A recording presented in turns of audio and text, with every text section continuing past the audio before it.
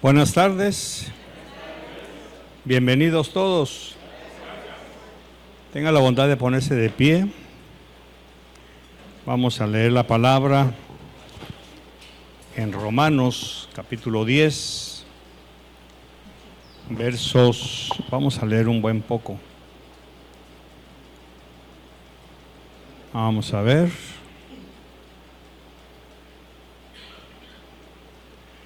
Verso 12 en adelante.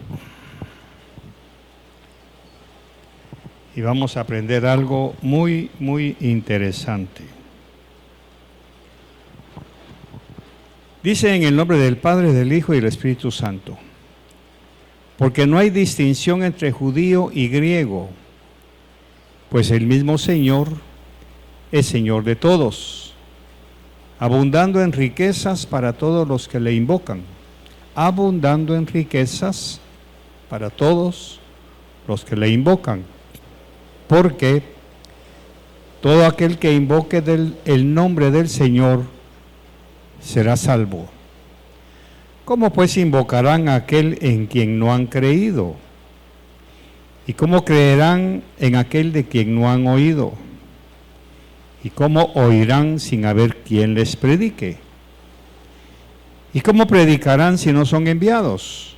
Tal como está escrito: cuán hermosos son los pies de los que anuncian el evangelio del bien.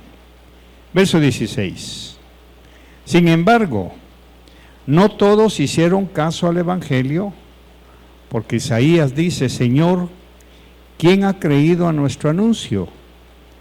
Así que la fe viene del oír, y el oír por la palabra de Cristo. Pero yo digo, ¿acaso nunca han oído? Ciertamente que sí. Por toda la tierra ha salido su voz, y hasta los confines del mundo sus palabras. Espíritu Santo, muchas gracias por esta noche. Te bendecimos, te agradecemos tu lección de esta noche para enriquecer nuestras vidas. Bendice a aquellos que estamos ya presentes en este lugar y los que vienen en camino, que puedan venir a tiempo para aprender junto con nosotros. En el nombre de Jesús, amén y amén. Tenga la bondad de sentarse, por favor. La mayoría de nosotros, y me incluyo, porque en cuanto uno se convierte a Cristo, lo primero que hace, e incluso la invitación es: aceptó al Señor, congréguese con nosotros. Pero la mayoría de nosotros hemos tenido un concepto de congregarnos bastante vago, no como Pablo enseña en sus epístolas. La mayoría de nosotros venimos, como lo he dicho muchas veces y no me voy a cansar, con patrones preestablecidos por lo que vimos en otros lugares, por lo que aprendimos en otros niveles y por lo que nos enseñaron las personas que nos llevaron a la iglesia. De alguna manera somos personas de imitación, imitamos. Por eso cuesta tanto que nuestro crecimiento espiritual sea el deseado por el Señor. Imagínense que el Señor en 3 años hizo que sus 12 discípulos, tomando en cuenta al suplente de Judas, en 3 años logró cambiarles sus paradigmas judíos. No todos, pero sí una buena parte de su mentalidad que ellos traían. Porque, lógicamente, Jesús no tuvo una iglesia como nosotros lo conocemos. Lo que tuvo fueron discípulos. Y eso fue lo que dejó dicho en Mateo 28, vayan y hagan discípulos. No dijo llenen iglesias. Si las megaiglesias, o mejor dicho, si los pastores, todos entendiéramos esa instrucción, no existirían las megaiglesias. Porque lógicamente un discipulado no puede abarcar más de 40, 50 personas. Antiguamente, y ese es el modelo que vivió Jesús, porque Jesús vivió en los tiempos del segundo templo. Él no vivió en Alemania, ni en Francia, ni en El Salvador. Es más, él no tuvo un local donde reunir a la gente. Su ministerio fue totalmente original, de acuerdo a la costumbre del tiempo, que eran los rabinos que escogían a sus discípulos.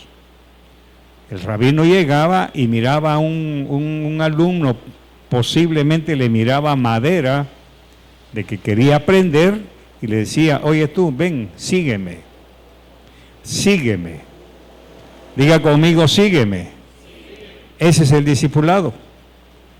El discipulado consiste en que el maestro escoge a sus alumnos, que es un poco de alumnos, para que lo sigan. Lo siguen en la mañana, en la tarde, en la noche.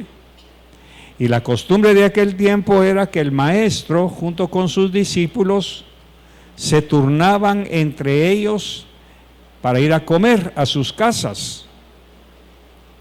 Para que se nos demos una idea de cómo la iglesia no es lo que Cristo dijo que se hiciera.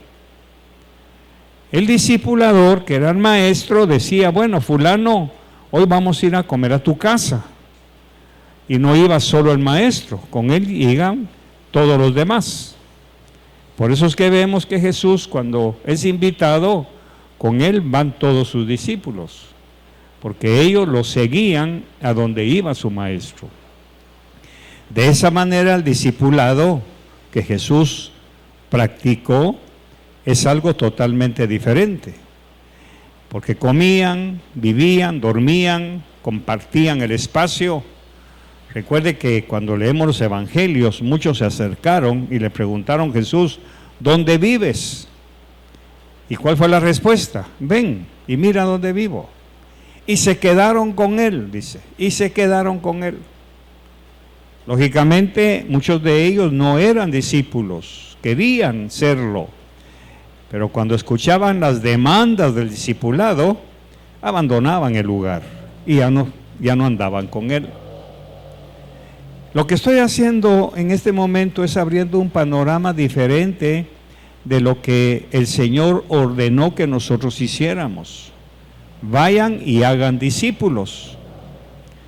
Pero hacer discípulos el día de hoy es bastante difícil, porque prácticamente ese concepto de discípulo ya no está en la mente del cristianismo. Lo que está en la mente del cristianismo es congregarnos en una iglesia, llegar sin ninguna expectativa, sin ningún deseo de que Dios nos hable, como en el caso del discipulado. El maestro, en este caso el rabino o Jesús, les decía: vénganse, vamos a un lugar aparte y ahí les voy a explicar lo que enseñé allá, pero en parábolas. A ustedes les voy a explicar qué significa esto.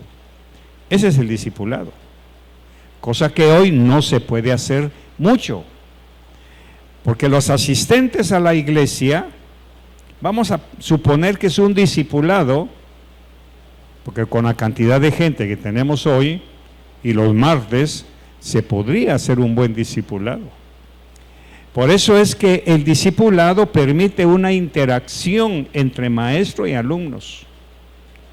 Cuando Jesús estaba discipulando a sus alumnos, les preguntaba: ¿qué opinan ustedes? ¿Quién dicen que de dónde debe venir el Mesías? ¿Dónde dicen que debe nacer? En Belén. En Galilea. Otros dicen que en Nazaret. ¿Se da cuenta? Cosa que hoy a la gente le parece extraña, que por lo menos mi estilo es tomarlos en cuenta, preguntar. ¿Pero qué sucede? No contestamos. Porque el patrón es que en la iglesia el único que habla es el pastor. Y por más que el pastor, en este caso un pastor X, quiera discipular, no, la misma gente no lo deja. ¿Se da cuenta? Porque el patrón que traemos es, voy a ir a la iglesia. No voy a ir a aprender qué me va a enseñar el Señor hoy. El Señor. Cuando todos los discípulos llegaban con Jesús, bueno, ¿a dónde vamos a ir hoy? Síganme y vean lo que hago. Cómo sanaba, cómo daba vista a los ciegos, cómo le hablaba a los fariseos. Se recuerda cuando Jesús predicaba, los fariseos estaban por ahí y preguntaban, oye tú, ¿eso lo dices por nosotros? O sea, no había temor de interrumpir o de preguntar, porque incluso para los fariseos, lo que este maestro está haciendo para ellos era lo normal, porque ellos mismos tenían su rabino que les enseñaba la ley. De manera que cuando ven a Jesús y oyen sus enseñanzas, entran en conflicto teológico. Y a este, ¿quién le enseñó? ¿Quién fue su mentor? ¿Quién fue su rabino? Porque las enseñanzas de Jesús rompían conceptos teológicos, cosa que hoy es difícil hacerlo. Como lo he dicho muchas veces, porque hoy en el discipulado, si es que le llamamos discipulado, hay patrones con diferentes escuelas de pensamiento. Ahora imagínese cambiarle el patrón mental a esa persona, difícil. Pero aquí también tengo patrones mentales que llevan años y no hay modo de cambiarlos. Porque cada uno de nosotros traemos el patrón donde crecimos o donde nacimos o donde nos convertimos. Entonces, el Señor quiere discipular y pregunta, ¿usted qué dice, hermano? No sabemos cómo responder, porque no estamos hechos, por así decirlo, para formar parte de un discipulado. Ese es el problema. Entonces, ¿de qué se trata el asunto? Cuando nosotros venimos a la iglesia, venimos por muchas razones. Una, para que nos vean, para que no me estén llamando, aunque no acostumbramos eso aquí, pero ya viene el problema. O sea, que me estén llamando, que voy a explicar. Otro, porque es día de culto. Ya en mi agenda mental, el martes, porque el jueves no hay culto para muchos. El culto es el jueves y el domingo. Así que el jueves hay que ir a la iglesia. Venimos a la iglesia, no al discipulado, a la iglesia, con un patrón de esperanzas en cero. Venimos por venir a la iglesia. Cuando los discípulos de Jesús se sentaban y escuchaban lo que Jesús les enseñaba, en cualquier momento ellos asimilaban la enseñanza. Y eso los iba llevando a un nivel en donde fueron saliendo de sus conductas religiosas en el judaísmo. Fueron dejando tradiciones. Y cuando entraban en conflicto, Jesús, ¿qué quisiste decir con eso? Tenían la libertad de preguntar. No se quedaban con las dudas, porque precisamente para eso es el discipulado, para salir de dudas. ¿Qué quiso decir con esa enseñanza? Entonces viene Jesús y les contestaba o les responde con una parábola. Un hombre se fue de viaje y dejó encargada su viña y ellos oyendo. Ahora entendemos. La mayoría de cristianos hoy, en el siglo XXI, no entienden lo que se predica. Y no venimos con una identidad propia de que vamos a suponer, voy a ir a la iglesia y espero que Dios me hable, no el pastor. Pero para eso se necesita venir con una intención espiritual expectante de ver qué Dios me va a enseñar hoy, como hacían los discípulos en los tiempos de Jesús. a ver qué me enseña Jesús, a ver qué me dice a mí. Entonces, eso se perdió. Hoy venimos a la iglesia sin expectativas, porque si hubiera expectativas, tendríamos que cambiar muchas tradiciones que traemos como lastre. Pero no venimos con una expectativa de qué me va a decir Dios a mí, sino que sencillamente venir y oír lo que se predica. Ni siquiera lo que se enseña, sino lo que se predica. Por eso es que he estado aprendiendo, para la gloria de Dios, que cada mensaje que yo quiero dar es una clase. Y una clase parangonado con lo que usted pudo haber estudiado, una universidad, un colegio, un bachillerato. Usted iba a la clase, al aula, para recibir una clase, asimilar la enseñanza y luego practicarla para presentar un examen. Es lo mismo que pasa con la palabra de Dios. Lo que pasa es que después de que vino la reforma, cambiaron las cosas y la iglesia se dedicó a dar mensajes. ¿Me está siguiendo? Y entonces nadie viene preparado para recibir una cátedra, una clase, sabiendo que después nos van a pasar un examen. Eso sigue vigente porque la palabra no cambia. ¿Qué es un examen? Son las pruebas, las luchas, los conflictos, las dificultades.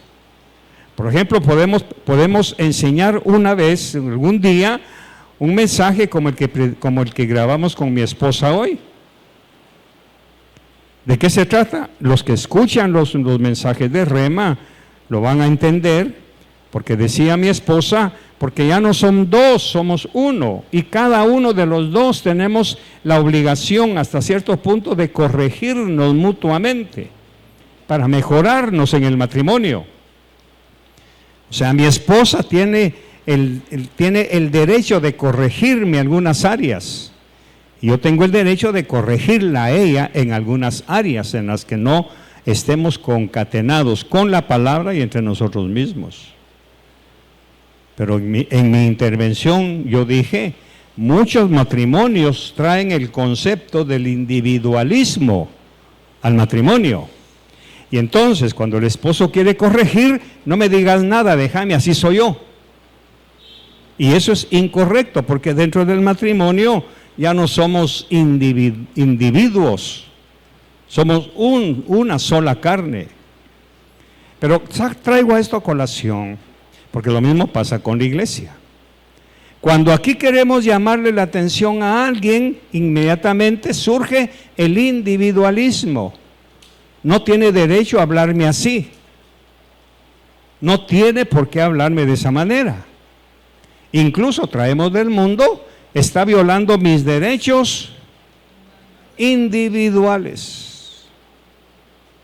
Incluso rechazamos la instrucción, el regaño, la llamada de atención del Espíritu Santo, porque ni al Espíritu Santo le permitimos llamarnos la atención. Y eso va en detrimento nuestro. Porque si la palabra no nos corrige, ¿quién lo va a hacer? ¿Quién va a corregir mi conducta, mis inclinaciones? Como hablaba mi esposa en su mensaje del domingo, esa inclinación al mal, ¿quién me la va a corregir si ni al Espíritu Santo le permito que me corrija? ¿Y por qué se tienen que meter conmigo? ¿Y por qué me tienen que decir lo que yo tengo que hacer? Porque esa es la función del discipulado. Pero como aquí ya no existe la palabra discipulado, sino iglesia, entonces venimos con una mentalidad de multitud. Ahora quiero tocar otro tópico. Si la iglesia todavía practicara discipulado, pregunto, ¿existiría la mega iglesia? ¿Por qué? Porque una mega iglesia, cuando el pastor va a dar un discipulado a 1,500 gentes, a 1,000. Según la historia, el Rabí Akiva, lo más que logró tener fueron 80 discípulos. Es lo más, el tope. De ahí todos 25, 12, 15, 20, no más. Por eso incluso el sistema educativo, por lo menos hasta donde yo entiendo, donde yo estudio, no permiten más de 30 alumnos, no más, porque el profesor tiene capacidad para controlar las reacciones. Como todo es en línea, uno hace así, ¿le extraña algo lo que dije? Ahí en la plataforma, cuando uno arruga la frente o hace esto, el profesor tiene chance de decir, fulano, veo que se está sorprendiendo. En una mega iglesia no se puede. Y ese es el problema que todos traemos de iglesia. Entonces voy terminando. Hoy nos vamos a ir temprano. Porque al traer conceptos de iglesia, yo vengo a cumplir un rito, una agenda de venir a la iglesia, no a una clase. Por eso no llevo nada en mi corazón de lo que el Señor pudo habernos dicho. Ahora sí entremos al tema. Sí, pero tengo que darles la esencia. Lo que les he dicho hasta ahorita es una introducción. Fíjese pues, si se pierde esto, yo ya no puedo hacer más. Cuando un niño, el papá le dice,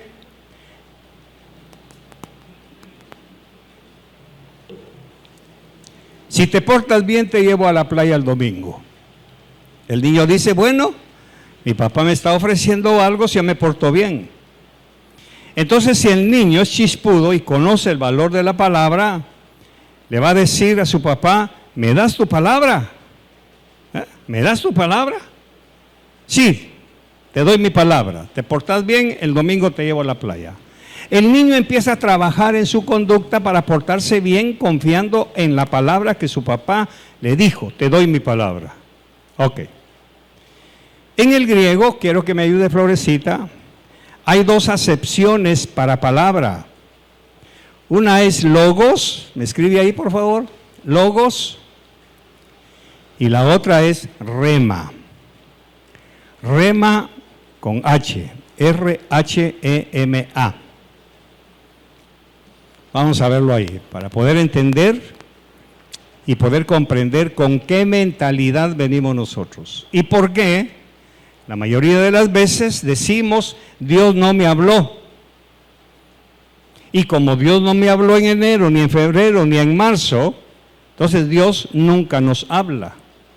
Pero no es que Dios no nos hable. Nosotros no estamos atentos a oír su voz.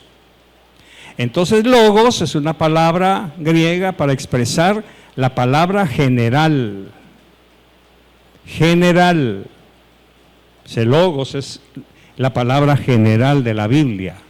Rema es una palabra directamente para uno o dos individuos. Ahí es en donde los que ya conocemos esto, salimos del culto, si se le llama así por costumbre, salimos de la iglesia con una palabra propia para nosotros. Y uno sale de la iglesia con una promesa, con una palabra que, como el ejemplo que le puse, usted dice o debiera decir, hoy voy a ir a esperar que Dios me hable, no que nos hable. Por eso es que hay poco crecimiento en fe, en conducta, en cambios. Porque aunque la palabra nos está diciendo los cambios que tenemos que hacer, no lo hacemos porque lo tomamos desde el punto de vista logos. Tanto que se ha acuñado la frase, lástima que no vino fulano, porque queremos que sea para fulano y no para mí. Entonces, ¿qué sucede? Que la palabra siempre tiene un rema, una exhortación, una promesa, una palabra de Dios. Es el niño diciéndole, ¿me das tu palabra? Ese es el rema.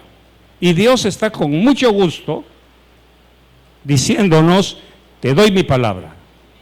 Lo que yo te digo, lo voy a cumplir. Lo que yo te he ofrecido, te lo voy a cumplir. Y uno sale de la iglesia diciendo, Señor, gracias. Incluso ahorita lo acaban de decir 2 personas, amén. Quiere decir, así es, yo lo he vivido. He venido con el deseo de que Dios me confirme si es correcto o no lo que estoy haciendo, si es correcto o no lo que voy a hacer. Dentro de Logos hay un rema, una palabra personal de Dios para nosotros. Pero ¿qué sucede? Ahora viene lo que dice el verso 16. Por favor, hermana, verso 16. No, 16. Vamos a concatenar esto. 16. Lo voy a leer. Sin embargo, vea pues, sin embargo significa, pero fíjense que todos los que están hablando Pablo en los versos anteriores, que es el contexto, ¿cómo oirán? ¿Cómo oirán? Lo voy a leer yo. ¿Cómo pues invocarán a aquel en quien no han creído? O sea que hay gente en la iglesia que no cree que Dios pueda hablarnos personalmente. ¿Y cómo creerán en aquel de quien no han oído? Esto hablando de gente que no ha oído la palabra. ¿Por qué? Porque no vienen. ¿Y cómo oirán sin haber quien les predique? ¿Y cómo predicarán si no son enviados? Sin embargo, ahora bajamos, sin embargo, verso 16, no todos hicieron caso al evangelio. Pero aquí no está hablando Pablo del evangelio de conversión. No todos hicieron caso de la noticia, de la buena noticia que Dios quiso dar. Porque Isaías dice, Señor, ¿quién ha creído a nuestro anuncio? Ahora aquí viene el asunto. Así que la fe viene del oír, y el oír por la palabra que Dios da. Les dejo 2 segundos para que lo asimile. Así que la fe de que mi milagro se va a hacer, que mi sanidad se va a realizar, que mis finanzas van a alcanzar, que voy a ganar el grado, que voy a hacer bien mi trabajo, la fe de que todo me va a salir bien, que mi matrimonio va a mejorar, esa fe viene por el oír por la palabra que Dios me dio. Es como decirle, Señor, ¿me das tu palabra? Y Dios dice, claro que sí, arreglaré tu matrimonio, arreglaré tus finanzas, arreglaré tu sueño, arreglaré tu salud, arreglaré tu situación, te la voy a arreglar. ¿Me das tu palabra? Sí, te doy mi palabra. Así que la fe viene del oír, y el oír por la palabra que Dios me dijo a mí. Cuando yo vengo como niño a decirle, papi, ¿me llevas a la playa? Sí, mi hijo, si te portas bien. Ok, ¿me das tu palabra? El niño viene de su cuarto, llega ante el papá y se presenta ante él. ¿Me das tu palabra? Y su papá le dice, te la doy. ¿Cómo sale el niño de esa casa, de ese cuarto? Otra. ¿Cómo sale? ¿Confiado? ¿Seguro? ¿Fortalecido? ¿Contento? ¿Esperanzado? ¿Dispuesto a qué? A portarse bien, porque eso fue lo que su papá le dijo. Si te portas bien, te llevo a la playa. ¿Me das tu palabra? Sí. Entonces sale dispuesto a portarse bien, porque su papá le dio su palabra de él aquí, y eso se clavó. Al día siguiente va al colegio. Mi papi me va a llevar a la playa. Me va a llevar. ¿Y por qué está seguro? Porque él me lo dijo. Ahora la pregunta, ¿cómo venimos? ¿Al discipulado o a la iglesia? Por eso es que salimos sin ninguna esperanza. Porque la promesa sí se nos ha dado, pero no la oímos, porque lo que escuchamos es el logos. No venimos dispuestos, antes de entrar a los dinteles de la iglesia, decir, Señor, vengo a que me hables, no a que nos. En este caso, aunque suene egoísta, pero yo tengo que buscar aquí, Señor, háblame, enséñame, instrúyeme. Y voy más allá, Espíritu Santo, revélame. Voy a ser un poco egoísta. A mí no me interesan los demás pastores si tienen o no revelación. Me interesa mi vida espiritual. Entonces, cada madrugada que yo me levanto a orar y platico con Dios, le digo, Señor, después, cuando lea tu palabra, por favor, háblame a mí. Dame un rema. Pero ese rema no es solamente un dulcito. Carlitos, tienes que arreglar esta área, tienes que componer esta, tienes que arreglar aquí, tienes que mejorar esto. Muy bien, Señor, ese es mi rema.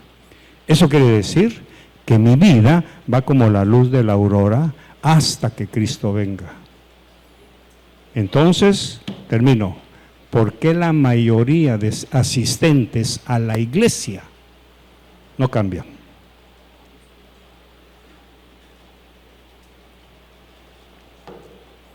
¿Por qué no hay una metamorfosis espiritual? Seguimos siendo los mismos. No hay esa pasión por mejorar. No hay esa convicción por ir a otro nivel. Venimos a la iglesia, disculpe, con un aburrimiento que da miedo, porque no venimos con la expectativa. ¿Qué me va a decir el Señor? Porque hemos perdido de vista que Dios sí quiere hablarnos. Somos nosotros los que vemos llegar a papá. Qué bueno que viniste, papi, calla, mijo.